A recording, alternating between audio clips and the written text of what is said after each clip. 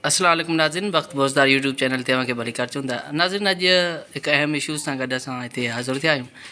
गाज़ी ॻोठ में जेके धरती धणी जेके आहिनि उन्हनि जेके घरनि खे जेके मसमार कयो पियो वञे ऐं उन्हनि ते तशदुद ऐं शेलिंग जेका कई पई वञे, उन हिसाब सां अॼु कोशिशि कंदासीं त असां वटि हिकु सिंध सुजाॻी फॉर्म जो मर्कज़ी अॻवान साईं जान मोहम्मद ख़ासि करे साहिबु असां वटि हिते मौजूदु आहे।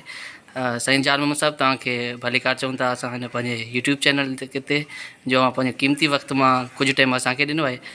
जान मोहम्मद साहिबु तव्हां छा था सम्झो अॼु जेका हीअ बदतरीन जेका तशदुद थी आहे गाज़ी ॻोठ में धरती धड़नि ते, इन बारे में छा चवंदो? महिरबानी बख़्तबोता साहिबु, सभ खां पहिरीं त असां जेके गाज़ी ॻोठ में सिंधी माण्हुनि जे घरनि ते हलां थी या हमिलो थियो या जेको न्याणियुनि ते तशदुद थियो उन जी असां मज़मत कयूं था ऐं असां सम्झूं था त पीपुल्स पार्टी जंहिंखे सिंधी माण्हू वोट ॾींदा रहिया आहिनि ऐं सुठी वोट ॾिनी आहे हर वक़्त में, उन्हनि खे करण त ईअं घुरिबो हो त उहे सिंधी माण्हुनि जी कराची जेका सिंधी तख़्तगाह उन्हनि खे आबाद करे ऐं ॻोठनि खे सहूलियतूं ॾिए, पर ईअं करण जे बदिरां उन्हनि जो रोल सदाईं मनफ़ी रहियो आहे।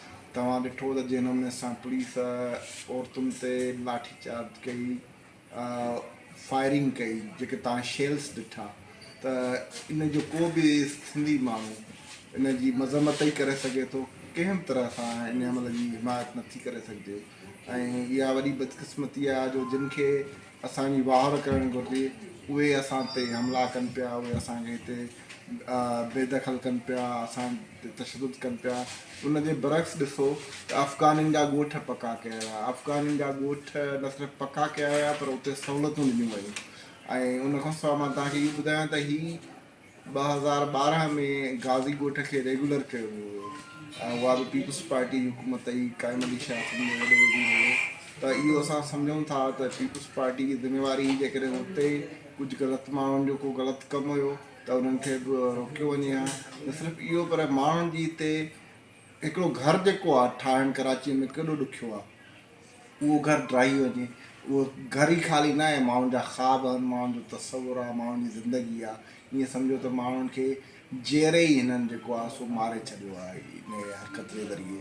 त वरी बि قومپرست धुरियूं असांजा दोस्त साईं एजाज़ संत साहिबु, साईं सारंग जोयो ऐं ॿिया दोस्त उते हुया ऐं लम्हो उहे उते गॾु हुया।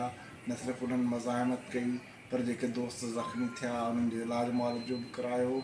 ऐं असां सम्झूं था, असां त फ़ैसिलो कयो आहे त क़ानूनी जंग बि विड़ंदासीं ऐं मज़ाहमत बि कंदासीं ऐं पंहिंजा ॻोठ बचाईंदासीं। छो त कराची मां सम्झां थो त सिंधियुनि जो हिकिड़ो ॻोठ आहे ऐं असांखे हिन ॻोठ खे साबित करिणो पवंदो त हीउ सिंध जो तारीख़ी तख़्तगाह असां पंहिंजे हथ में रखणु चाहियूं था। वॾी महिरबानी जान मोहम्मद साहिबु टाइम ॾियण लाइ।